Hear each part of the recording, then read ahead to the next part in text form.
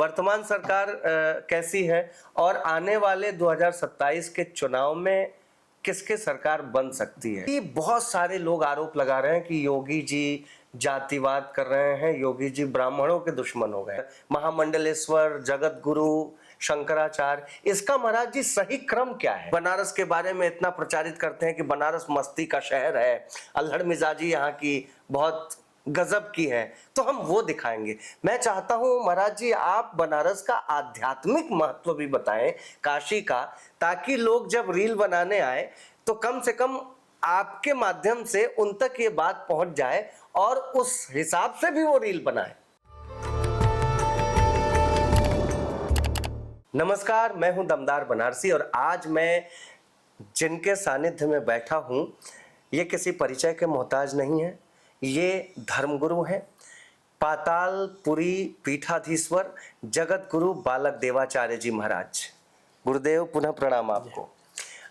अभी इस बार के महाकुंभ में आपको जगत गुरु की उपाधि दी गई। अच्छा, बहुत सारे लोग कंफ्यूज रहते हैं कि महामंडलेश्वर, जगत गुरु, शंकराचार्य, इसका महाराज जी सही क्रम क्या है। देखिए, ये सब जो चीजें हैं, जो पद हैं जी, ये अखाड़ों के पद हैं जी। सच्चाई तो यह है कि जब आदमी जीवन गृहस्थी जीवन से और वृत्ति जीवन की तरफ चलता है जी, तो उस समय लक्ष्य व्यक्ति का एक रहता है परमात्मा को पाने का। ठीक। गुरुजनों के सानिध्य में पहले जो संत बनते थे, वर्षों गुरुजन के सानिध्य में रहते थे, फिर हमारे यहाँ जो परंपराएं हैं, टकसार है, भजन है, उन चीज़ों को गुरुओं के माध्यम से शास्त्रों का अध्ययन है, ये सारी चीज़ें सीखते थे। वर्तमान की जो स्थिति है, एक तो जब से हम दो हमारे दो चल गया है तो अब बच्चे ही नहीं मिलते हैं, तो बाबा बनेगा कौन। तो समस्या इस बात की हो गई। तो अब ये स्थिति है कि कोई भी बन जाए जी। तो पहले तो एक तरह से पूर्ण रूपेण से उसको मता जाता था, मच करके और पूरा बढ़िया उसको मांझ करके और निखार ले आया जाता था, यानी साधुता उसके अंदर भरी जाती थी। अब साधुता नहीं भरी जा पा रही। कारण उसका कि जैसी एक तो मिल नहीं रहा कोई बनाने, मतलब साधु बनने वाला, और बाई दवा कोई कहीं से मिल भी गया तो उसको अगर टाइट करते हैं चूड़ी तो भाग खड़ा होगा। तो ऐसी स्थिति में आने वाली जो स्थिति है समय, जो आश्रम के लिए, क्योंकि हमारे यहाँ जो परंपरा है, व्यक्ति परंपरा में क्या होता है कि खून का रिलेशन नहीं होता है जी। कि जैसे अब यहाँ पर अगर जो कोई महंत बनता है तो हमारा ब्लड का रिलेशन उससे नहीं रहेगा, हमारा भाई नहीं रहेगा, हमारा भतीजा नहीं रहेगा, हमारा भांजा नहीं रहेगा, परिवार का कोई व्यक्ति नहीं रहेगा जी। कोई ऐसा ही व्यक्ति रहेगा जो बचपन से त्याग करके और किसी भी वो धर्म का, किसी भी जाति का व्यक्ति हो। वैसे तो प्राय करके जो और आचार्य हुए, जैसे जगत गुरु शंकराचार्य हुए, रामानुजाचार्य हुए, उन्होंने थोड़ा सा जाति पाति का विस्तार रखा, परंतु हमारे आचार्य जगतगुरु रामानंदाचार्य जी महाराज जब आए, क्योंकि सारे आचार्य दक्षिण भारत के थे। अच्छा। शंकराचार्य जी भगवान आए, वो भी दक्षिण भारत से आए, रामानुजाचार्य आए दक्षिण भारत से आए, वल्लभाचार्य आए वो दक्षिण भारत से आए, लेकिन एक रामानंदाचार्य जो आचार्य हैं वो प्रयागराज की धरा से अच्छा हैं, जो कि हमारे रामानंद संप्रदाय के आचार्य हैं जी। उन्होंने इस बात को कहा कि हर का भजे सो हर का होई और जाति पात पूछे न कोई। क्या बात है। उन्होंने सूत्र दिया, और सूत्र दिया ही नहीं, उस पर उन्होंने मतलब फॉलो भी किया और चले भी। जैसे कबीर साहब को उन्होंने मंत्र दिया, और कबीर के बारे में आप सब जानते कि जुल्हा थे। उन्होंने रैदास को मंत्र दिया, चेला बनाया, सब कोई जानता रैदास कौन थे। उन्होंने सैन जी को दिया, जो नाई की दृष्टि से लोग देखते हैं। उन्होंने धन्ना को भगत अपना शिष्य बनाया, जो सब कोई जानता है। पीपा जी, छत्री, यानी 12 जाति के लोगों को उन्होंने शिष्य बनाया। क्या बात है। और 12 जाति के शिष्यों को पहले तो काशी में ये 12 शिष्यों के नाम से पूरा होते थे। जगत गुरु रामानंदाचार्य जी यही मणिकर्णिका घाट, अरे सॉरी, श्रीमठ में पंचगंगा घाट पे उनकी पीठ है जी। तो यहीं पर आचार्य ने अपना जीवन बिताया, और कर्मकांड से लेकर भजन से लेकर के सब यहीं पर किया उन्होंने। छोटी सी अवस्था में आ गए थे। ये जो 12 शिष्य उन्होंने बनाए, जैसे ये आप जिस जगह पे आप बैठे हो, पातालपुरी मठ जी, ये नरहरियानंद जी की पीठ है। ठीक है। इन्हीं के नाम से नरहरपुरा है जी। कबीरदास जी के नाम से कबीर चौरा है जी। सैन जी के नाम से सैनपुरा है। क्या बात है। रविदास जी के नाम से रविदास गांव है। ऐसे ऐसे करके पूरे 12 शिष्यों के नाम से पूरी काशी के मोहल्ले थे। वाह। अब धीरे धीरे क्योंकि विस्तार होता गया, क्योंकि पहले जो इसका जो नाम था आनंदवन, जी काशी नाम तो जब काशी माता आई जी तब काशी नगरी पड़ गया। इसके पहले तो आनंद बने, त्रिकंटक विराजते संकल्प में आप लोग सब जी जी बोलते जी, हैं जी तो इस काशी का नाम आनंद वन, जी जहां पर विश्वनाथ जी ने अपने लिए इसको सुरक्षित रखा था जी। और संत महात्माओं के लिए ये था। जी पर प्राय करके लोग आजकल एक और बात कहते हैं कि ये संत महात्माओं को शहरों में रहने की क्या जरूरत, हाँ महात्माओं को तो जंगल में जाना चाहिए। अरे भाई तुम जंगल रहने दो तब तो, क्या बात। हम संत महात्माओं तो जंगल में रहते हैं पर तुम लोग आकर के यहाँ पर शहर बना देते हो। यह काशी तो जंगल थी, जी यह काशी आनंद वन था ना, तो यहाँ संत रहते थे, भगवान और बाबा शंकर रहते थे। लेकिन आज आप लोग यहाँ पर आकर के गंगा का सहारा लेकर के और तुमने यहाँ पर व्यवसाय का केंद्र बना दिया, साड़ियों का वो बना दिया और फिर धीरे धीरे उसका करते गए और आज ये चमाती हुई दुनिया को आपने जो है उसमें वो कर दिया। तो ऐसी स्थिति पे आप संतों को वन में रहने कहाँ देते हो? क्या बात। संत तो वन में जाते हैं पर आप वहीं पहुंच जाते हो, वन को शहर बना देते हो। वृंदावन महात्मा गए, भगवान गए वृंदावन, वन मतलब जंगल, जी वहां आपने जाकर के शहर बना दिया। तो हम कहाँ जाएं? जहां जिस वन में जाएंगे वहां पर आकर के वो कर देंगे। तो ऐसी स्थिति पर ये जो काशी नगरी की जो महिमा है, तो हमारे यहाँ पहले जो बनते थे वो भगवान को पाने के लिए संत बनते थे, परमात्मा को पाने के लिए संत बनते थे कि हमारा जीवन अब जो दोबारा ना मिले। जी क्योंकि भगवान को प्राप्त कर लेंगे, भगवान की भक्ति करके और भगवान का धाम प्राप्त कर लेंगे तो जो जीवन मरत दुसह दुख हुई, व्यक्ति को सबसे ज्यादा अगर कष्ट होता तो दो बार होता है, एक जन्मते एक मरते। जी जन्म जब लेता है व्यक्ति तो भी लाखों बिच्छू के समान चुभता है, मरता है तो भी वही। तो इस से छुटकारा पाने के लिए संत लोग क्या करते थे, भगवान का भजन करते थे और वो जीवन मुक्त हो जाते थे। पर अब भजन रहा नहीं।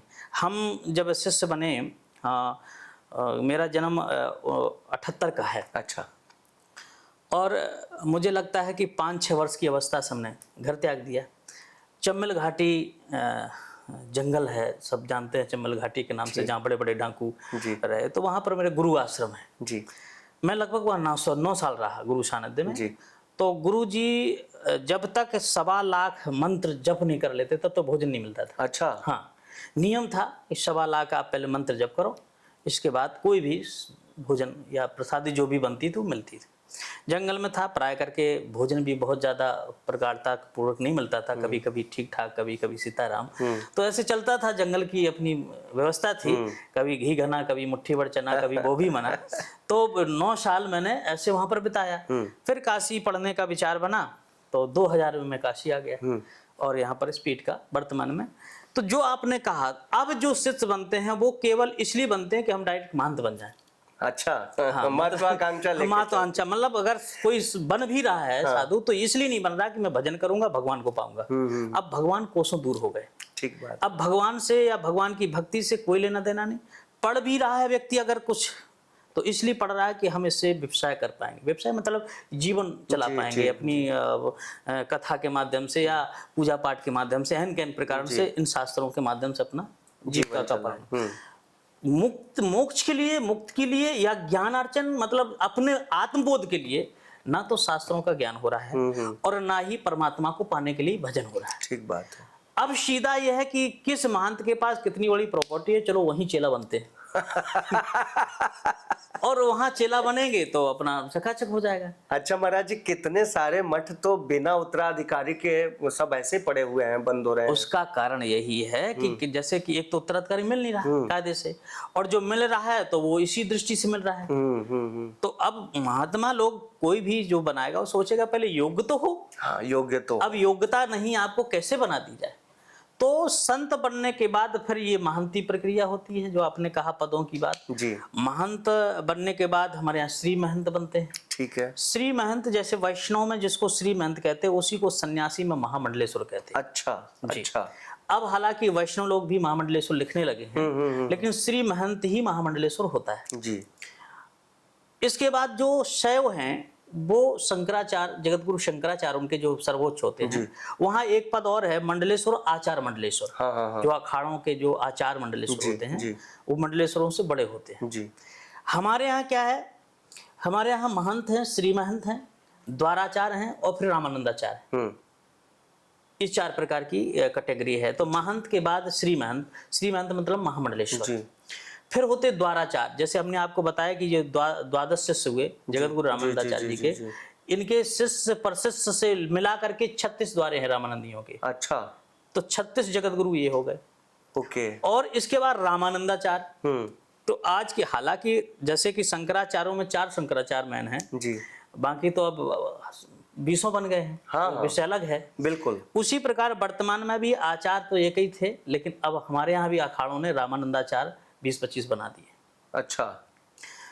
अब उसकी चाहे तो मांग कह लीजिए, क्योंकि आबादी बढ़ रही, क्षेत्रफल बढ़ रहा है, लोग बढ़ रहे हैं, तो अगर नहीं बढ़ेंगे, नहीं जाएंगे तो सनातन की रक्षा तो करने के लिए तो विस्तार तो करना पड़ेगा। बिल्कुल विस्तार करना। भाई उस समय आबादी जब आचार्य श्री थे उतनी नहीं थी जी, एक से भी काम चल सकता था, आज नहीं चल पाएगा। आज हमारे पास 18 करीब 6.5 लाख के लगभग गांव हैं। अच्छा।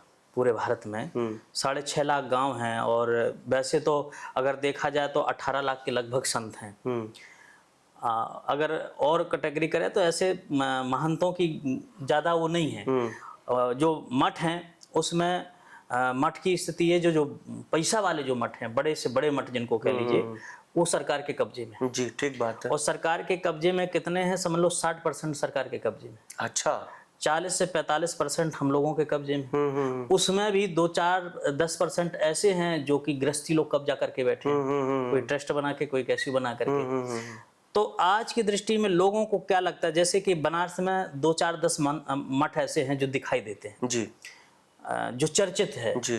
धर्म संघ हो गया तो सतु बाबा जी महाराज हो गए, या पतालपुरी हो गया, या मुक्तेश्वरानंद जी महाराज, जो एक चर्चित चेहरे संत हैं, जी, वो एक दिखाई दे रहे हैं। दिखाई देते हैं। तो लोगों को क्या लगता है कि मठों के पास बड़ा पैसा है, क्योंकि जिनके पास एक प्रभाव है, व्यक्तित्व है, वो संत दिखाई दे रहे हैं, तो लोगों को लगता है बड़ा पैसा है। लेकिन इसके अलावा 10% के अलावा 30% और जो हैं, उनसे पूछो कि तुम आश्रम चला कैसे रहे हो। किसी के पास कभी कभी खाने की व्यवस्था नहीं होती है, वो जाते हैं गांव देहात में, चावल मांग के लाते हैं, गेहूं मांग के लाते हैं, अपने भक्तों जगतों से किसी से कुछ व्यवस्था होती, किसी ऐसे आश्रम चलते हैं, उन पर किसी की नजर नहीं। तो लोगों को ये नहीं लगता कि ये काशी में या कहीं भी अत्र यत्र कहीं भी जो आश्रम और कैसे चल रहे हैं, इस पर किसी की नजर नहीं। 10 आश्रम अगर विकसित हैं तो लगता है सारे मठों के पास बड़ा पैसा है। ठीक बात है, ये आम सोच हो गई है, ये आम सोच हो गई। अब उसमें 10 लोग केवल है ना, अरे बाकी तो देखो भाई, बाकियों की स्थिति क्या है, ये कोई नहीं सोच पा रहा। कोई नहीं सोचता। जो अब जैसे विश्वनाथ जी हो गया, और भी जितने मंदिर हैं बड़े बड़े, बालाजी के हो गए, सब तो सरकार के कब्जे में, जहां पैसा आ रहा है, जहां पैसा आ रहा है सब सरकार बैठी अब प्राय करके हमारे कुछ लोग जो सनातनी अपने आप को कहने को तो सनातनी है, लेकिन वो उनकी मानसिकता सनातनी नहीं है जी, वो कहेंगे कि मठों के पास बड़ा पैसा है, स्कूल बनाना चाहिए, तो ये बनाना चाहिए, वो बनाना चाहिए, मदरसे में देखो मस्जिद लोग मदरसे बनाते हैं, ये करते हैं। कौन एक मस्जिद बता दी जाए जो सरकार के कब्जे में हो? नहीं, कोई नहीं। एक चर्च बता दिया जाए जो सरकार के कब्जे में हो?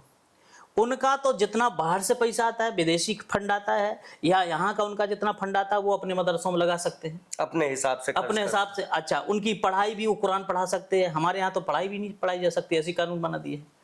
ऐसी स्थिति में आप बताओ कि जो जिस मठों में हमारे पास पैसा है, उन मठों को सरकार ले ली, हम कहाँ से गुरुकुल बनाए? बिल्कुल सही बात। हम कहाँ से अस्पताल बनाए? जिस आश्रमों में, जिस मठों में जहां से पैसा आए है, जहां से हम कुछ कर सकते हैं, वहां तो सरकार लेके बैठी है। उसका जो चढ़ावा मुसलमानों को दिया जा रहा है, टैक्स के रूप में, कभी किसी के रूप में, कभी किसी हज के रूप में सरकारें उनको दे रही। हमारा पैसा, हमारा चढ़ावा, हमारा टैक्स उन लोगों को सरकारें दे रही। तो ऐसी स्थिति में जब तक सरकारें हमारे मंदिरों को मुक्त नहीं करेंगी, संतों को नहीं सौंपेंगी, तब तक हम इस प्रकार की बातें सोच नहीं सकते हैं कि ये कर दो, वो कर दो। लोग कहने को स्वतंत्र है, व्यक्ति कोई भी कुछ भी कह भाई। आश्रम हमारे यहाँ अगर 50,000 का खर्चा है जी, और 40,000 आए हैं जी, अब बोलो हम कहाँ से गुरुकुल बनाएंगे? नहीं, कहाँ से हम अस्पताल बनाएंगे? हम पहले आश्रम तो चला लें। हमारे यहाँ 50 बच्चे हैं जो गरीब बच्चे हैं, ब्राह्मण बच्चे पाल रहे हैं, पोष रहे हैं, वो हम राम कथा करें या कैसे करके ले आकर के उनको पाल रहे हैं। इसी प्रकार से हर मठ मत की स्थिति है। तो जब हमारे पास आय खर्चा के अतिरिक्त होगी, तब तो हम कुछ दूसरा सोच पाएंगे कि हम गुरुकुल बना सकें या कुछ बना सकें। तो ऐसी स्थिति में ये सारी चीजें हैं। तो आचार परंपरा जो आप बता रहे थे, शंकराचार सन्यासियों में होता है, रामानंदाचार हमारे यहाँ होता है, और रामानंदाचार लास्ट पद है, शंकराचार लास्ट पद है। उसी प्रकार से वैष्णव में 4 संप्रदाय हैं, रामानंदाचार, रामानुजाचार, निम्बार्काचार और विष्णु स्वामी। जी रामानुजाचार जैसे कि विद्याभास्कर जी महाराज हैं, जी। जगत गुरु जी बड़े अच्छे विद्वान संत हैं। पूज्य राघवाचार्य जी महाराज है, जीयर स्वामी जी जी। हैं, ये रामानुजी हैं सब। जी अपने सदुआबा जी महाराज ये विष्णु स्वामी संप्रदाय के हैं। अच्छा और ये जो है रामानंदी है। और जो निम्बार्क, जैसे अभी मुरारी बापू कथा करके गए हैं, अपने आप को निम्बार्क बताते हैं। अच्छा। जो आपका सलेमाबाद में इनकी मैन गद्दी है, श्री जी महाराज के नाम से। तो ये निम्बार्क परंपरा, ये हमारे चतुर संप्रदाय वैष्णव की हैं। जी तो इनके सबके अपने अपने आचार हैं। जी रामानुजाचार भी, जगत गुरु रामानुजाचार, जगत गुरु वल्लभाचार, जगत गुरु आपके निम्बार्काचार और विष्णु स्वामी संप्रदायाचार, इस प्रकार के ये आचार हैं। तो ये लास्ट है जगत गुरु पद। अच्छा, तो गुरुदेव जो अभी रामानंदाचार्य राम नरेशाचार्य जी हैं, वो किससे संबंधित हैं? मतलब राम नरेशाचार्य किस पद पर है? मतलब रामानंदाचार्य जी के जस्ट पहले वाले पद पे हैं वो? नहीं, रामानंदाचार्य जो हमारे आचार हैं उसी परंपरा में। अच्छा, वो उसी परंपरा के? हमारे आचार पर वो डायरेक्ट परंपरा के हैं? हाँ, वो जो आचार पीठ में मुख्य पीठ वही है। हाँ, मुख्य पीठ वही है। पर कुछ बीच में ऐसी चीजें घटी समाज के बीच में, जो मुझे पूरी जानकारियां नहीं है, क्योंकि उस समय जब घटी होंगी मैं था नहीं, जी। जिससे समाज ने बहुत स्वीकार नहीं किया। अच्छा।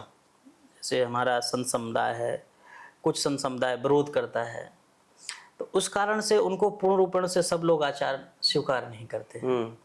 पर वर्तमान में आचार मुख्य गद्दी वही है, और वही पर विराजमान रामनरेशाचार्य जी महाराज। जी जी।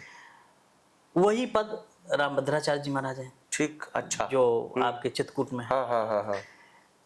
अभी यही पद जगत गुरु रामकमलाचार्य वेदांती जी को दिया गया। रामानंदाचार्य जी जी जी जी जी जी। ऐसे अयोध्या में 4-5 तो हैं, और भी महाराष्ट्र में। देखिए, इसकी बड़ा कम लोगों को जानकारी है इस बात की कि इस तरह से वर्गीकरण किया गया है। हाँ, तो ये आचार यही जगत गुरु रामानंदाचार्य परंपरा है। अच्छा गुरुदेव, एक नाम आ गया बीच में, हालांकि मैं नहीं लूंगा और मैं नाम लेने में क्या रखा है। मुझे बस ये बताइए, अभी एक सज्जन कथावाचक थे, कथा करके गए हैं काशी में, और सबको पता है, लोगों ने कहा कि वो सूतक काल में है, पत्नी के देहांत के 2-4 दिन ही हुए थे, तो उन्होंने कथा करना शुरू किया। महाराज जी, हम लोगों ने सुना है, जैसे हम लोगों के घरों में जो नियम पालन किया जाता है, जिस नियम का, उस नियम के तहत कि अगर किसी के यहाँ सूतक लग जाए तो वो घर में बैठ करके लोगों से मतलब वो शुद्ध रहे, इस कारण से लोगों से संपर्क से दूर रहता है, और गरुड़ पुराण सुनने की ऐसी परंपरा है। आपके हिसाब से महाराज जी क्या करना चाहिए सूतक में? क्या कथा सुनना और कथा सुनाना, इसमें भेद है क्या? देखिए, सूतक काल मुझे लगता है जो जन्म मरण में है सूतक लगता है, ऐसा है जी। लेकिन हमारे यहाँ कुछ चीजें ऐसी हैं कि हमारे यहाँ सनातन धर्म इतना बड़ा है जी कि इसमें कई नियम हैं और कई परंपराएं हैं जी। कुछ लोग अपनी परंपराओं के आधार पर कहते हैं कि हमारी तो ये परंपरा है, हमारी ये कुल की परंपरा है।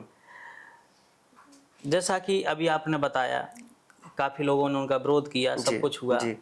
हमारे पास भी काफी फोन आए कि आप क्या कहना चाहते हैं। मैंने यही कहा कि भाई देखिए, विरक्त को तो सूतक लगता नहीं।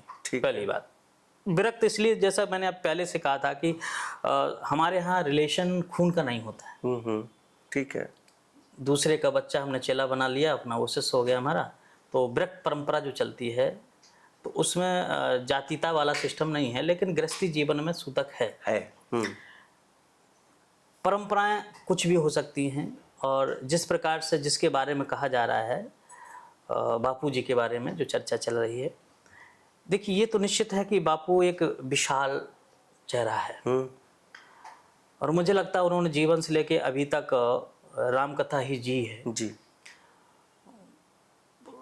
उस दृष्टि से लाखों उनके अनुयायी हैं, मानने वाले हैं। जी मुझे लगता हो सकता है बापूजी की परंपरा में ना हो, जी सूतक लगता हो, और उन्होंने समाधि जैसे जैसा बापूजी ने कहा कि समाधि दे हमारी 3 दिन में सूतक खत्म हो जाता है, उनकी परंपरा हो सकती है। पर बापूजी को एक चीज तो ध्यान रखना पड़ेगा कि हमारे जो अनुयायी हैं, समर्थक हैं सनातन धर्म के, वो लाखों में हैं जी और वो हर परंपरा के हैं। जी कल के दिन आप जब जाओगे यहाँ से कथा करके, जब उनके घर में सूतक होगा तो ये कहेंगे बापू करके गए तो हम भी करेंगे। ठीक बात है। आप भले ही आपको ना लगता हो, मान लिया आपकी परंपरा में ना हो, अनुसरण तो करेंगे। लेकिन आपकी जो अनुयायी हैं वो तो अनुसरण आपकी करेंगे। करेंगे। तो कल के दिन मुझे लगता है कहीं ना कहीं सनातन धर्म की जो परंपराएं हैं उनमें कमी आएगी, शास्त्रों की अवहेलना होगी। क्योंकि कल के दिन कोई दर्शन करने जाएगा, अगर उसको रोका जाएगा तो वो यही कहेगा बापूजी कर गए, उनको नहीं रोका, हमको क्यों रोका जा रहा। कथा कोई अगर हमारा जैसा व्यक्ति सूतक लग जाएगा, वो कथा करेगा, उससे कहेगा महाराज जी आपके घर में सूतक है, अब आप कथा मत करिए, तो कहेंगे बापूजी कर गए। हाँ बिल्कुल सही है। एक उदाहरण मिल जाएगा। हाँ, जैसे सुप्रीम कोर्ट कोई पहला जजमेंट दे देता है, उसको कोर्ट करके तो अन्य बापू जी की परंपरा हो सकती है, क्योंकि बापू के फॉलोअर्स और बापू के अनुयायी हैं लाखों। और मैं भी बहुत मानता हूँ जी, ऐसा नहीं, क्योंकि उन्होंने राम कथा जी है जी, जीवन में जिसने इतना नाम गाया हो, विराट व्यक्तित्व है, तो निश्चित रूप से उस दृष्टि से मुझे लगता है कि शायद अगर 9 दिन बचा देते तो अच्छा होता, तो सोने में सुहागा इसको कहा जा सकता था। और काशी की जनता उनको आज से नहीं, शुरू से सिर आंखें करती आई, और आज भी इतनी परिस्थितियों के बाद भी जनता ने स्वीकार किया। लेकिन इसके बावजूद अगर हम सबकी और सनातनियों की भी एक बार उन आवाज, आत्मा की आवाज सुन लेते तो अच्छा होता, तो ज्यादा अच्छा होता मुझे लगता है। इससे बेटर और कुछ हो नहीं सकता। बाकी तो वो समर्थ हैं, समर्थ को नहीं दोष गोसाई, रवि पावक सुरसर की नहीं, हमारे यहाँ तो शास्त्र इस चीज को कहता है। हमारे गुरु जी हैं पंडित सुदामा तिवारी साढ़ बनारसी जी, वो कहते हैं समर्थ को नहीं दोष गोसाई, चाहे कूद पड़े बरसाई। हाँ, एक संत कहते थे कि समृद्ध को नहीं दोष गोसाई, चढ़ बैठे नाहर की नहीं। तो ये अलग, लेकिन बापू का अपना व्यक्तित्व है और मुझे इसमें वो नहीं है, इसलिए मैंने ना तो कुछ कहा, पर इतना जरूर कहा कि लोग उनका अनुसरण करेंगे जी, और इससे कहीं ना कहीं शास्त्रों का अवहेलना होगी, इससे बचना चाहिए, तो इसको बचना चाहिए था। उनकी परंपरा हो सकती है, इसका मैं नहीं कहता हूँ कि उनकी परंपरा नहीं है या जो, बिल्कुल बिल्कुल, ये एक मेरा अपना सोच है। नहीं नहीं नहीं नहीं, बाकी जीवन तो हर व्यक्ति बड़ी अपने अच्छा, ढंग से जी रहा है। आपका सरल स्वभाव है कि आप बैठ करके ऐसे बता रहे हैं। महाराज जी एक बात और है, जैसे आजकल के युवा जितने भी हैं, युवक युवतियां, वो ज्यादातर रील वाले हैं, रील बनाते हैं, रील में दिखते हैं, नृत्य करते हैं, लिपसिंग करते हैं और बड़ा आनंद लेते हैं। तो वो किसी शहर में अगर जाते हैं तो वहाँ की अक्खड़ मिजाजी, जैसे बनारस आते हैं बहुत सारे लोग, हजारों की संख्या में आते हैं, उसको इन्फ्लुएंसर आते हैं, अपना सैलानियों में भी बहुत सारे लोगों को शौक होता है रील बनाने का, तो वो काशी आते हैं कि हम घाट पर रील बनाएंगे, बाबा का मंदिर का गेट दिखाएंगे तो कम से कम उसको हम उसमें हम भी आ जाएंगे और ये करके आएंगे, बनारस की मस्ती जिएंगे। लोग बनारस के बारे में इतना प्रचारित करते हैं कि बनारस मस्ती का शहर है, अल्हड़ मिजाजी यहाँ की बहुत गजब की है, तो हम वो दिखाएंगे। मैं चाहता हूं महाराज जी आप बनारस का आध्यात्मिक महत्व भी बताएं, काशी का, ताकि लोग जब रील बनाने आए तो कम से कम आपके माध्यम से उन तक ये बात पहुंच जाए और उस हिसाब से भी वो रील बनाए। देखिए, रील और रियल, हाँ, दोनों में बहुत फर्क है। काशी की अल्हड़ मस्ती काशी वाला ही जी सकता है, ठीक बात, रील वाले नहीं जी पाएंगे। क्योंकि काशी के जो लोग हैं वो रियल हैं जी, और रियल जिंदगी और रील जिंदगी में बहुत जमीन आसमान का फर्क है। वाह, रियल जिंदगी जो होती है वो मस्ती की जिंदगी है, क्योंकि वो पूरा रियल है, उसको पूरा उसमें कहीं से काट छांट नहीं है। रील बनावटी है और बनावटी में कभी आनंद नहीं आया। ठीक, हम बहुत सारी चीजें बनते हैं, बिगड़ जाते हैं, तो जो बनकर के बिगड़े उसमें क्या मस्ती है? बिल्कुल नहीं। आज के जो बच्चे रील पर भरोसा कर रहे हैं और इसलिए शायद आज जो परिस्थितियां बनी हुई हैं, दुखों का जो एक सैलाब टूटता जा रहा है लोगों के जीवन में, जी। वो केवल रील का कारण है। हम्म। क्योंकि आज हम जो नई पीढ़ी को देख रहे हैं वो रियल जिंदगी नहीं जीना चाहता है। हम्म। उसकी जो जिंदगी रियल है वो खत्म हो चुकी है। अब बनावटी जिंदगी जी रहा है और बनावटी में सुख नहीं है। ठीक। नई पीढ़ी में काशी में आते तो हैं लोग, काशी के घाटों को भी देखते हैं, काशी की चीजों को भी देखते हैं, पर काशी को समझते नहीं। नहीं समझते। दिखावा अलग चीज है, समझना अलग चीज है। काशी बसना, जिन काशी में जाए के बास करो, वो तीर्थ यज्ञ करें ना करें तो करे सो तो है। वाह। काशी के लिए कहते हैं कि मुक्त जन्म में जान ज्ञान खान अगहान कर, जहाँ बस संभवान सो काशी से ये कसना। जहाँ भगवान शंकर विराजमान हैं, जरत सकल सुर वृंद विषम गरल जी पान किए, और ते न भजस मनमंद को कृपाल शंकर सरिस। काशी एक ऐसी नगरी है कि इस नगरी में दुनिया का नहीं, पूरे ब्रह्मांड का ज्ञान यहाँ पर मिल जाएगा। हाँ। सबसे ज्यादा अगर किन शब्दों में मैं कहूँ जिसको एक फुअरपना, मतलब जैसे कह लीजिए, हाँ। बकचोदई जिसको कहते हैं, हाँ, बनारसी बोलिए। बनारसी भाषा में सबसे ज्यादा वो भी यहाँ पर मिल जाएगी। तो क्यों? क्योंकि वो अपनी मस्ती में है जी। और रियल में है। जी। इसलिए मैं तो कभी कभी देखता हूँ बनारसियों को, जो यहाँ का लोकल बनारसी है, जी। बनावटी बनारसी नहीं। जी। हम लोग बनारसी नहीं है, बनावटी बनारसी है। हाँ। आकर के बसे हैं। जो यहाँ का बनारसी है उसकी चीजों को आप सुनेंगे जब, तो वो कितना भी कड़वा बोलेगा पर उसके रस बरसता उसके बाद। वाह। रस। हम कई बार आपकी भाषा भी सुनते हैं, बनारसी भाषा, तो अंदर से लगता है कि हाँ, मतलब सुना जाए। तो ऐसी स्थिति में बनारस का ज्ञान जी और बनारस का भोलापन ये हर जगह नहीं मिल सकता ना। बाबा विश्वनाथ जी एक बार आए, बच्चे थे, तो बच्चे अपने मस्ती में मस्त रहते थे। तो बच्चों के बीच में भगवान शंकर बोले कि हम भोले बाबा हैं, कुछ मांग लो। एक बच्चा बोला, लग रहा चढ़ गया इसको। भैया गोला खा लिया बड़ा, ये अपने आप को भोला बता रहा है। बताइए, यानी भगवान शंकर को भी लोग महत्व नहीं दिए। वाह। स्वयं भगवान शंकर आए। ये काशी, और फिर अगर आध्यात्मिक दृष्टि जैसा आपने प्रश्न किया, एक तो दुनिया की सबसे पुरानी नगरी, क्योंकि दुनिया जब प्रलय हो जाती है तो इसका यथावत रहता है। प्रलय में भी इसका विनाश नहीं है जी। बाबा त्रिशूल पर रखे हैं। अब प्राय करके आपने सुना होगा कि काशी त्रिशूल पर बसी है। ठीक। अनुभव कैसे करिएगा कि त्रिशूल में बसी है? हाँ हाँ।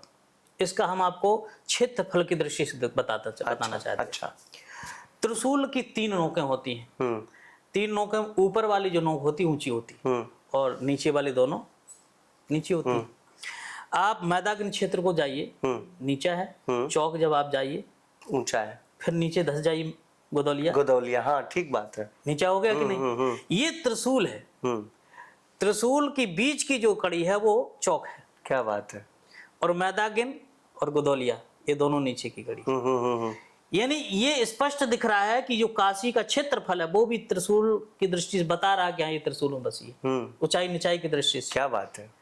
तो ये त्रिशूल में बसी हुई काशी और ज्ञान की खान, एक से एक विद्वान, गलियों गलियों में यहाँ विद्वान बसे हैं। मतलब हर किसी गली में निकल जाओ 2-4 विद्वान मिल जाएंगे। हाँ। और सहज सदर, मतलब गमछे में घूमते हुए जी। ये है काशी। काशी में जरूरी नहीं कि आदमी बहुत सज धज के निकले तभी, गमछा में पूरा आदमी काशी घूम के चला जाता है। वाह। इसलिए काशी को जीने के लिए बाहरी लोग जब काशी को जानेंगे तब वो काशी का आनंद ले पाएंगे। बाकी रील बना के चले जाए, रियल नहीं हो सकते। है क्या कहने। काशी के घाटों की अपनी महिमा, हर घाट की महिमा जी। चाहे वो हरिश्चंद्र हो, चाहे मणिकर्णिका घाट हो, चाहे वो का नाम से पंचगंगा हो, हर घाट की अपनी महिमा। कोई ऐसा घाट नहीं जिसकी अपनी कोई ना कोई महिमा ना हो। वाह इसलिए काशी में आकर के पहले काशी का महत्व सुने, रील बनाने के पहले, जी, उसके बाद बनाए। उसकी बाद रील बनाए तो पता चल जाएगा कि हमको रील कैसी बनाना है। ये बढ़िया है महाराज जी। एक अलग सा मेरे दिमाग में प्रश्न घूम रहा है, जो हालांकि बहुत ज्यादा संबंधित नहीं है। आप धर्मगुरु हैं, आपसे ये बात मैं पूछने का इच्छुक हूं कि वर्तमान समय में जो विवाह नामक संस्था है, 16 संस्कारों में से सबसे महत्वपूर्ण संस्कार विवाह माना गया है, क्योंकि इसके बाद ही काम और काम के ठीक ऊपर मोक्ष की प्राप्ति होती है। और क्रमशः अगर पुरुषार्थों की आदमी पूरा न करे तो मोक्ष तक नहीं पहुंच सकता। ये गृहस्थ जीवन के लिए बात कही गई है। महाराज जी, विवाह नामक संस्था लगातार टूटती जा रही है। आए दिन ऐसी घटनाएं आ रही हैं कि पत्नी ने प्रेमी के साथ मिलकर के पति का कत्ल कर दिया, और तमाम सारी घटनाएं, किसी को भोजन में जहर दे दिया जा रहा है, किसी को वो नीले ड्रम वाला बड़ा प्रकरण वायरल हुआ था, उसमें काट के भर दिया जा रहा है। इस पे महाराज जी आप क्या विचार रखते हैं, और क्या लोगों तक अपने उपदेश के माध्यम से ये पहुंचाना चाहते हैं कि उनको ज्ञान कुछ हो और ये संस्था टूटने से बचे? देखिए, विवाह एक बहुत पवित्र गठबंधन है, लेकिन वर्तमान की जो स्थितियां हैं वही रील और रियल वाली हो गई है। बस रील पर जो विश्वास हो गया। अच्छा, रील को अगर हम थोड़ी देर के लिए साइड भी कर दें तो हमारे यहाँ जो माता पिता का संस्कार होता था बच्चों के प्रति, एक तो वो खत्म हो गया। जी। क्यों? क्योंकि दुलार के आगे हमने एक बच्चा स्वीकार कर दिया है, लड़की हो चाहे लड़का, ना तो उस पर हम अपना हंटर चला पा रहे हैं, ना उसको हम डांट पा रहे हैं, तो वो बिगड़ेगा। हमारे यहाँ कहावत है, एक आंख, एक धोती और एक लड़का, तीनों खतरनाक। अच्छा, आंख एक है, कचड़ा चला गया, अब उसी को मलते रहोगे, आगे दिखेगा कुछ ना। दो आंख है तो चलो एक को मर ले तो एक से दिख रहा है। एक धोती है, नहा लिए, अब जब तक सूख नहीं जाएगी वो, तब उसको इंतजार करिए। ठीक बात है। ठीक बात। उसी प्रकार से एक लड़का है, सर दर्द होने लगा, घर भर बीमार पहले। बिल्कुल सही है। हमारे यहाँ पहले 4-4, 5-5, 6-6 बच्चे होते थे, और आपको बता दो जितने महापुरुष निकले हैं सब तीसरी, चौथी या छठवीं औलादें पीढ़ी के बाद जी, ठीक बात है। हाँ। तो आज सबसे बड़ा जो संकट है जी, पहले हम लोग विद्यालय में पढ़ने जाते थे, गुरुजन मारते थे। आज अगर कोई एक थप्पड़ गाल दे तो पुलिस बुला लिया जाता है, घर भर आ जाता है, आपने मारा कैसे। संस्कार विहीन बच्चे होते जा रहे हैं, भय खत्म हो गया, एक बात। दूसरा, एक और कारण, आज जो शादियां हो रही हैं वो 25 और 30 के बीच में, 35 के बीच में हो रही है। इसका बहुत बड़ा रीजन है। अच्छा। हमारे यहाँ पहले जो शादियां होती थी 15 से 20 के बीच में हो जाती थी।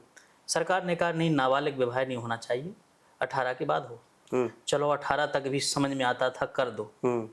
यहाँ तो अब PhD हो रही है, इंजीनियरिंग हो रही है, IAS की तैयारी हो रही है।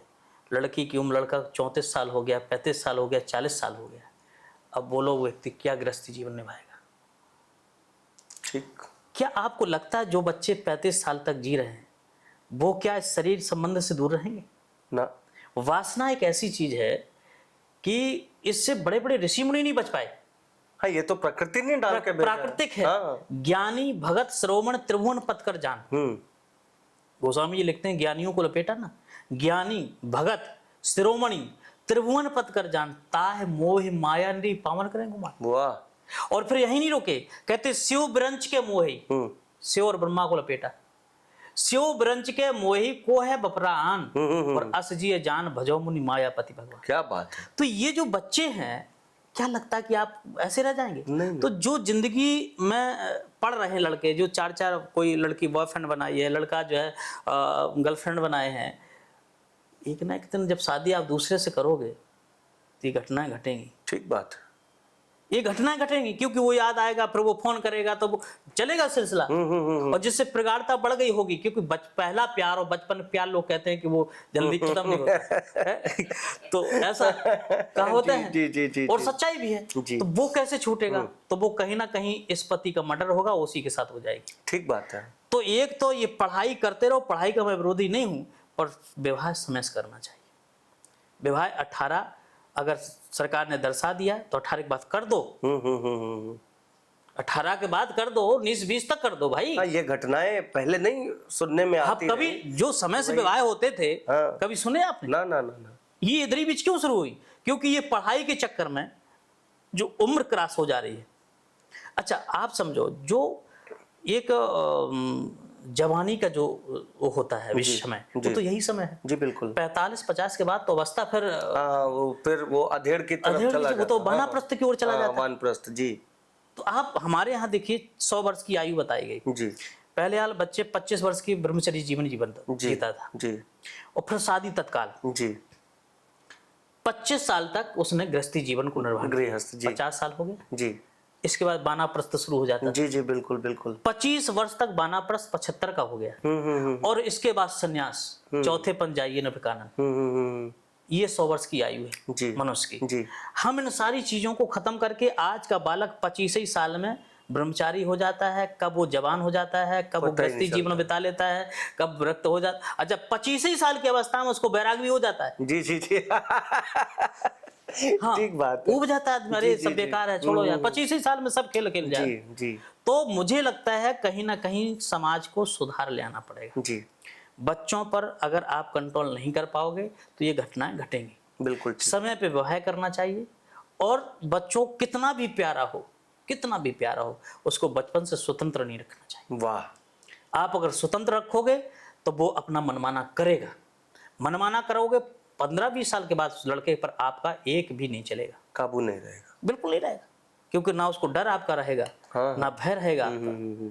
तो ऐसी स्थिति में आज तो कानून, एक योगी जी ने कानून बनाया है, आज ही शायद दिया है उन्होंने बयान, कि माता पिता को जो सेवा नहीं करेगा उसको प्रॉपर्टी से कोई हाँ, आज अखबार में था। जी जी जी। लेना देना नहीं रह जाएगा। और रजिस्ट्री जिसने करा भी ली है, जी। वो रजिस्ट्री 1 महीना के अंदर वापस होगी। ये बहुत अच्छी बात है, ये जो माँ स्वागत बाप, योग्य है। हाँ बिल्कुल, जो माँ बाप की सेवा नहीं करता है, तो मुख्यमंत्री जी को इसके लिए बहुत बहुत बधाई पहले तो। बिल्कुल, क्योंकि अगर ये चीजें नहीं होंगी तो आज हमने कई ऐसे चेहरे देखे कि माँ बाप ठोकर खा के रो रहे महाराज, वृद्धाश्रम भेज दे रहे। मतलब जिस माँ बाप ने सब कुछ तुमको बना करके दिया, अपना जीवन लगा दिया, अपने आप को रोटी नहीं खाई, पेट काट काट करके मेरा बेटा पढ़ जाएगा, ये हो जाएगा, वो हो जाएगा, उस बेटे, उस माँ बाप के लिए तुम्हारे पास 2 रोटी नहीं। क्या बात। तो निश्चित रूप से यह भी काम सरकार का, योगी जी का बहुत सराहनीय काम है। तो मैं जो कह रहा हूं कि आज की स्थिति पर जो स्वतंत्रता बढ़ी हुई है, नग्नता बढ़ी हुई है, आज अगर बच्चों को टोंक दीजिए, लड़की को टोंक दीजिए कि यार ये वस्त्र कैसे पहनते हो, तो कहेंगे आप नजर ठीक करो। आप नजर अपनी ठीक करो। मतलब वो नंगे घूमे ठीक है, पर हम नजर अपनी ठीक करें, मतलब हम क्या करें, बंद कर लेंगे नजर, देखेंगे नहीं। मतलब क्या तर्क रह गया बच्चों का? कोई तर्क नहीं है। तो ऐसी स्थिति में मुझे लगता है कि वर्तमान में 3 चीजों को विशेष ध्यान देना चाहिए। जी। एक तो बचपन से ही माँ बाप को अपने बच्चों पर कंट्रोल होना चाहिए, ठीक। बचपन से ही, कोई समझौता नहीं इस विषय पर। आप खाने का दुलार दीजिए, उनको जो संभव हो वो दुलार दीजिए, लेकिन संस्कार से कोई समझौता नहीं करना चाहिए। एक न्यूज आई थी महाराज जी, शायद बंगाल की थी ये घटना, कि 7 साल का बच्चा था और कुछ टॉफी चुराने को लेकर के दुकानदार या माँ में बहस हुई कुछ करके, तो उस पे कह दिया गया कि तुमने टॉफी चुराई, ऐसा कुछ करके अखबार में था महाराज जी, और बड़ा वायरल ये खबर रही। तो उस बच्चे को इतना दुख हुआ कि उसने एक सुसाइड नोट लिखा कि माँ मैंने चॉकलेट नहीं चुराई थी, और आत्महत्या कर लिया, 7 साल के बच्चे ने। उसके हृदय में लग गया बात। हाँ। तो ये चीज अगर पहले से समझाया जाता तो ये चीजें उसके दिमाग में रहती ना। जी। तो माँ बाप क्या है ना कि समझाना नहीं चाहता है।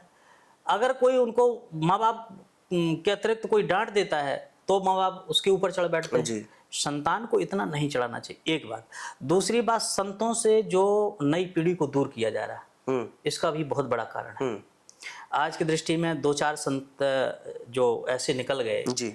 जिनके कारण लोगों ने कहा संत लोग तो वैसे ही, अरे भाई विधायक भी 2-4 वैसे निकल जाते हैं, हाँ। डॉक्टर भी निकल जाते हैं, सांसद भी निकल जाते हैं, इंजीनियर भी निकल जाते हैं, नेता भी कौन नहीं निकल जाता है? बिल्कुल निकल जा रहा है। किस क्षेत्र में लोग हैं कि 2-4 को गंदे नहीं हैं? नहीं बिल्कुल तो आप और हर पूरे व्यक्ति को आप उसी ढंग से देख लोगे क्या? नहीं, हर व्यक्ति को तो नहीं देख सकते हो। नहीं देख सकते। ऐसी स्थिति पर संतों से जिस प्रकार से दूरियां बनाई गई हैं बच्चों को, नई पीढ़ी को, अरे बाबाओं के पास मत जाओ तो ये है तो वो है, ऐसा है वैसा है, उसका भी ये रीजन है। ये जो नई घटनाएं घट रही, पतियों को मार देना, और कभी सास जो है दामाद के साथ भाग जा रही है, कभी जो है बहन भाई शादी कर ले रहा है, ये जो घटनाएं घट रही बेढंगी घटना, ये शास्त्रों का ज्ञान ना होना, संतों के पास ना जाना आना, क्योंकि संत के पास जाएंगे तो ये ज्ञान मिलेगा। कथा से भीड़ गायब हो रही है।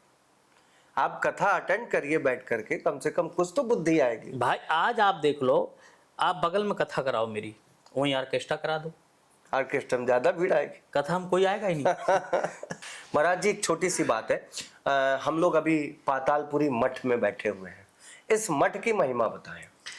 देखिए ये अति प्राचीन मठ है, मैंने जैसे शुरू में कहा जी। हाँ, इसका अगर शुरू का इतिहास देखते हैं तो ये हस्तिनापुर से जुड़ा हुआ आश्रम है। अच्छा। क्योंकि यहाँ पर एक गुफा है। अच्छा। और स्कंद पुराण में वर्णन है, स्कंद पुराण के काशी खंड के अंतर्गत, हाँ। वंदे काशी गुहम गंगा मणिकर्णिका च भैरवम। क्योंकि काशी की जो महिमा है, काशी में आए आप तो भगवान विश्वनाथ जी का दर्शन, गणेश धुंडीराज जी का दर्शन, काशी माता का दर्शन, मणिकर्णिका कुंड का दर्शन, और काल भैरव का दर्शन, गुहा का दर्शन, और आदि गंगा का दर्शन। ठीक है। अगर नहीं किया तो काशी यात्रा अधूरी जी। तो ये जो है स्कंद पुराण के हिसाब से अगर देखा जाए तो द्वापर काल का आश्रम है। क्योंकि यहाँ गुफा है, और गुफा के बारे में ऐसा कहा गया है कि अम्बा अम्बालिका, हाँ। जो और काशी नरेश की बेटियां थीं, भीष्म पितामह हरण करके ले गए। जी जी। तो कहते हैं कि भीष्म पितामह की सेना ने भीष्म पितामह को घेर लिया, काशी नरेश की सेना। हालांकि सेना कोई मायना नहीं रखती थी उनके सामने, लेकिन यहाँ के कुछ आचार्यों ने कहा भीष्म पितामह जी से कि यहाँ के काशी नरेश को शिव का स्वरूप माना जाता है। काशी नरेश को लोग आज भी हर हर महादेव की बिल्कुल करके गूंज करके उनको सम्मान करते हैं। बिल्कुल। और पहले के जो काशी नरेश थे वो शिव स्वरूप में रहते भी थे जी, उम्र में। जी। तो ये हुआ कि अगर आप उनको मार पीट करके निकल जाओगे तो काशी राज की अपमान होगा, और ये काशी का नहीं, काशी के लोगों का अपमान होगा। ठीक। तो बोले ठीक है, तो उन्होंने बाण के द्वारा गुफा का निर्माण किया, इस गुफा के माध्यम से लेके चले गए जी। अम्बे अम्बालिका को, ऐसा वर्णन है। जी। यही बगल में आदि गंगा, जिसको ईश्वर गंगी कहते हैं। हाँ, उसका शब्द ही पड़ गया ईश्वर गंगी। अब एक प्रमाणित रूप में ये आता है कि काशी में हरिश्चंद्र बिके गंगा किनारे। अब विचार करो कि गंगा को भागीरथ जी ले आए, हरिश्चंद्र के बाद। हरिश्चंद्र 12 पीढ़ी पहले काशी में बिक गए हाँ। गंगा किनारे जी। और भागीरथ 12 पीढ़ी के बाद पैदा हुई जी। तो वो कौन सी गंगा थी? तो ये गंगा थी, आदि गंगा। आदि गंगा। क्या बात है। यही थी। मणिकर्णिका घाट का महत्व नहीं, मणिकर्णिका कुंड का महत्व है। जी। वहाँ कुंड है बगल में, जी। जो भगवान शंकर पार्वती जी का कान का कुंड गया, उसको खोजते खोजते पाताल तक चले गए। मणिकर्णिका। हाँ, मणि का। तो वो जो है कहते हैं कि अक्षय तृतीया के दिन जी सीधा गंगोत्री से जल आता है वहां पर उस कुंड में। वाह। मैं भी स्नान करने जाता हूँ अक्षय तृतीया के दिन। आप जब डुबकी लगाइएगा तो लगेगा कि हम गंगा में नहा रहे हैं। क्या बात। गंगोत्री वाले जल में ऐसी खुशबू विचित्र। तो वो कुंड की महिमा है। मणिकर्णिका घाट तो बाद में जब गंगा जी आई तो अपना क्योंकि शमशानेश्वर महादेव वहां पर विराजमान हो गए और वहां पर भगवान शंकर मंत्र देने लगे, मरने वालों को मुक्ति देने लगे, तो उसकी महिमा बढ़ गई। लेकिन कुंड की महिमा अपनी जी अलग है, विशेष महिमा है जी। तो ऐसी स्थिति पर यह आश्रम जो है तब का है जी। अब फिर आश्रम का रूप कब आया? आश्रम का रूप जब आया जब जगत गुरु रामानंदाचार्य जी महाराज के शिष्य जगत गुरु नरहरियानंद जी महाराज यहाँ पर आए। अच्छा। उन्होंने आश्रम का निर्माण कराया जी। और उन्हीं के नाम से इस मोहल्ला का नाम पड़ गया नरहरपुरा। तो ये भी बहुत पुरानी बात हो पुरानी प्राचीन। मेरा ख्याल है ये 17वीं शताब्दी हाँ, या भाई अब जगत गुरु रामानंदाचार्य जी के शिष्य, अब आप समझ लो, तो 13-14 के लगभग के रामानंदाचार्य जी उसी समय समझ लो उनके शिष्य। 15वीं शताब्दी में तो कबीरदास आए शायद। तो एक कबीरदास के फिर इसके पहले के नहीं कबीर उनके समकक्ष ही थे। सभी कबीरदास, नरहरिदास, रविदास, ये वो पूरे शिष्य मंडली थी, रामानंदाचार्य वही जी काल की। था। जी वही काल था जी पूरा। जी जी जी तो उस समय का अगर देखें तो ये प्रमाणित रूप वहां से है, जी, आश्रम का निर्माण, जी। और तब से ये परंपरागत चला आ रहा है। क्या बात है। तो उस हिसाब से देखा जाए तो बहुत ऐतिहासिक, गुफा की दृष्टि से भी देखा जाए तो ऐतिहासिक, और आचार श्री की दृष्टि से देखा जाए तो भी ऐतिहासिक। हाँ, मतलब काशी आने के बाद गुहा दर्शन न हो हाँ, तो यात्रा अधूरी यात्रा अधूरी। और जैसा कि आपने सुना है कि औरंगजेब ने जहाँ जहाँ जो प्राचीन जगह थी वहां पर छेड़छाड़ की। जी जैसे कि धरहरा में उसने जो है प्राचीन था जगह, उसको छेड़छाड़ किया। यहाँ पर आप देख रहे हैं बगल में कब्रिस्तान बना दिया, क्योंकि ये भी एक प्राचीन उस समय का माना जाना आश्रम था। तो विश्वनाथ जी में छेड़छाड़, जो प्राचीन काशी में थी, जो उस समय विकसित थे, जो चर्चा में आश्रम थे, वहां उसने कृतवासेश्वर उस समय, क्योंकि स्कंद पुराण में शिव महापुराण में कृतवासेश्वर की कथा है। अच्छा। हाँ, वो हाथी के खाल से जो है पूरा राक्षस था, वो हाथी बन गया था, उसको मारा भगवान ने, तो उसी को लेकर के कृतवासेश्वर महादेव वहां पर विराजमान है। तो ऐसी स्थिति में आदि विश्वेश्वर हैं, ये सब इस शिव पुराण में उनका वर्णन है। तो इस आश्रम की इसलिए विशेषता है कि ये जो है प्राचीन है, अति प्राचीन। क्या बात, बहुत बढ़िया। महाराज जी, आप राजनीति को क्या किस दृष्टि से देखते हैं? वर्तमान सरकार कैसी है और आने वाले 2027 के चुनाव में किसके सरकार बन सकती है? क्योंकि लोगों का कहना है कि सपा भी ठीक काम कर रही है, अपने प्रचार की दृष्टि से वो भी आ सकती है। नहीं, सपा क्या करेगी? सपा के पास कुछ है नहीं, ना सपा के पास विवेक है, और ना भारत देश की जो संस्कृति है वो भी सपा के पास नहीं है। सपा के पास उजड़ लोग हैं, ज्ञानहीन लोग हैं, सपा के पास लोग अच्छे नहीं हैं। जो एक धर्म का अपमान करे और दूसरे धर्म के बारे में हिम्मत ना पड़े बोलने, ठीक बात है, उसका अस्तित्व बहुत अच्छा नहीं माना जाएगा। सपा के सचिव रामचरितमानस जैसे महान ग्रंथ को जलाने की बात करते हैं। खुद अखिलेश यादव कितने बार सनातन धर्म को गलत कह चुके हैं। उनके कितने कार्यकर्ता हमेशा बोलते रहते हैं सनातन धर्म के विपरीत जो है बोलते रहते हैं। यही नहीं, उनके पिताजी कार से गौों पर लाठियां गोलियां चलाई। खुद अखिलेश यादव ने हमारे ऊपर और मुक्तेश्वरानंद के ऊपर लाठियां बरसाई 2015 में। तो जो सनातन विरोधी व्यक्ति है वो सनातन राष्ट्र में सत्ता पाना उसके लिए ठीक नहीं है। पाता भी है तो ये देश के लिए ठीक नहीं है, ठीक बात, प्रदेश के लिए ठीक नहीं है।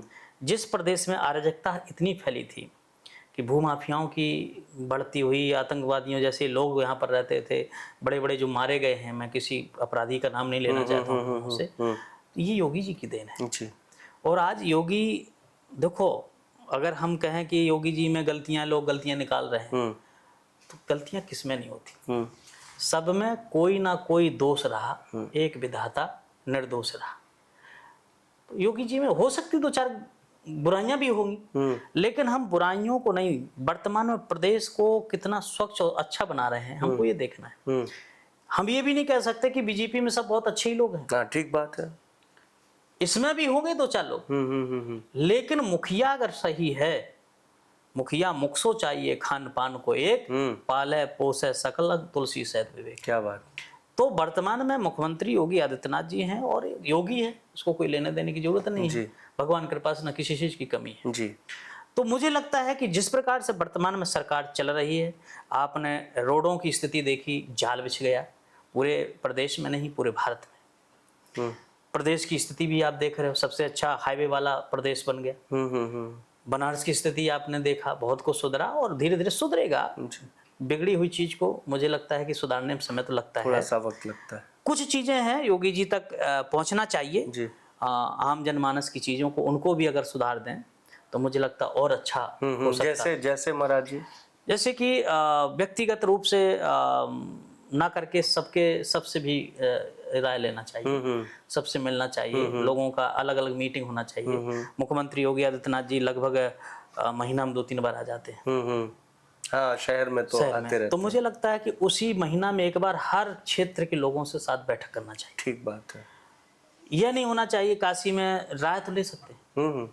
और सबसे बड़ी बात है कि एक पब्लिक को क्या चाहिए, राजा अगर सामने बैठ जाए, उसका मुखिया सामने बैठ जाए, उसके लिए यही सबसे बड़ी चीज है। बिल्कुल बिल्कुल महाराज जी, एक माफ कीजिएगा, एक बात और मुझे ध्यान में आ गई। अभी बहुत सारे लोग आरोप लगा रहे हैं कि योगी जी जातिवाद कर रहे हैं, योगी जी ब्राह्मणों के दुश्मन हो गए हैं। आपको क्या लगता है, इसमें कोई सच्चाई? गलत बात है, ये सब चीजें नहीं। देखिए, अपराधी ब्राह्मण हो और चाहे वो कोई जात का हो, उसको खत्म करना चाहिए जी। भगवान कृष्ण ने कहा, जिस समय उसने 5 पांडवों के पुत्रों को अश्वत्थामा ने मार दिया, तो पकड़ करके लाए और द्रौपदी ने कहा, पंचाली ने कहा कि क्षमा कर दो इसको, छोड़ दो, मार दो, मतलब ये ब्राह्मण है और साथ साथ गुरुपुत्र है जी, नहीं मारना चाहिए। तो समस्या धर्म संकट, इधर अर्जुन कह रहे हम तो छोड़ेंगे नहीं जी। कृष्ण भगवान से पूछा आपके विचार से क्या करना चाहिए, मार देना चाहिए? भगवान कृष्ण ने कहा कि ब्राह्मण को नहीं मारना चाहिए जी। लेकिन तो बोले क्या छोड़ दें? बोले आता ताई कोई भी हो, छोड़ना नहीं चाहिए। अच्छा, दोनों तरफ से? दोनों तरफ से। तो मुझे लगता है कि आता ताई जैसे जाय कुदिष्ट बिलोक जोई, ताय बधे कछु पाप न होई। अभी एक जज ने इस पर निर्णय सुनाया कहीं कि, मैं न्यूज पढ़ रहा था कि कोई छोटी सी बच्ची को छेड़छाड़ किया रहा, उसको सजा दे दी। लोगों ने पूछा कि महाराज आप जज साहब सजा दे दी? बोले मानस कहती है कि अनुज बधु भकनी सुत नारी, सुन सट कन्या समयचारी, इन्हें कुदिष्ट बिलोक जोई, ताय बधे कछु पाप। वाह। तो ये कन्या समान है, इनको वध करने में कोई बुराई नहीं जी। तो मुझे लगता है कि अगर ब्राह्मण अपराधी है, रावण अपराधी था, तो राम जी ने नहीं मारा क्या? बिल्कुल मारा। अब कहो ब्राह्मण है भैया छोड़ दो, कैसे हो सकता है? ना, अपराधी तो मारा जाएगा। तो भगवान राम ने भी ब्राह्मण को मारा, तो अब जो अपराधी ब्राह्मण है, अब उसको अगर मार के कहो कि ब्राह्मण विरोधी है, तो ये उचित नहीं है। ठीक बात है। वो संत है और संत की दृष्टि में जाति भेद नहीं होता है। अच्छा, होता क्या कि जब व्यक्ति जिस क्षेत्र का होता है ना, तो लोगों को लगने लगता है जी, यार ये तो क्षत्रिय है इसलिए क्षत्रियों का वो कर रहे हैं। अभी यही अगर दूसरी जात के होते ना तो नहीं लगता, फिर उनकी जाति को लेकर लगता है कि ऐसा हो रहा है। तो मुझे लगता है कि ये सोच भी थोड़ी होती है लोगों की, और कहीं अगर थोड़ा भी एक आध बार ऐसी घटना घट गई तो लोग सीधा वहीं से घटा देते हैं, जी, जोड़ना शुरू कर देते हैं। तो ऐसी स्थिति में 2027 में भी हमारे मुख्यमंत्री योगीनाथ जी आएंगे, इसमें कोनो दो राय नहीं। अभी दूर दूर तक कोई नहीं है। क्या बात है। दूर दूर तक न सपा न बसपा न कांग्रेस, और जिन्होंने देश को खत्म किया है, और मैं चाहता भी नहीं कि लोग दोबारा आए। महाराज जी, बहुत अच्छा लगा आपसे बात करके। तो मैं चाहता हूँ अब जगत गुरु का जगत के कल्याण के लिए कुछ आशीर्वचन मिल जाए, फिर ये बात समाप्त। मैं तो यही कहूँगा कि भगवान सबको बुद्धि दे और यश दे, कीर्ति दे, जीवन शांतिपूर्वक जिया जाए, क्योंकि जीवन में कलह बहुत है और हर प्रकार से छोटी मोटी चीज़ों को लेकर के लोग टेंशन में हैं। इन सारी चीज़ों से परमात्मा छुटकारा दिलाए और ज़िंदगी को आनंद पूर्वक जिया जाए। जो भी 4 दिन की ज़िंदगी मिली है, टेंशन मुक्त होकर के परमात्मा ऐसी उनको शक्ति दे, बुद्धि दे, आशीर्वाद दे कि सब खुशहाल है। क्या बात। हर हर महादेव।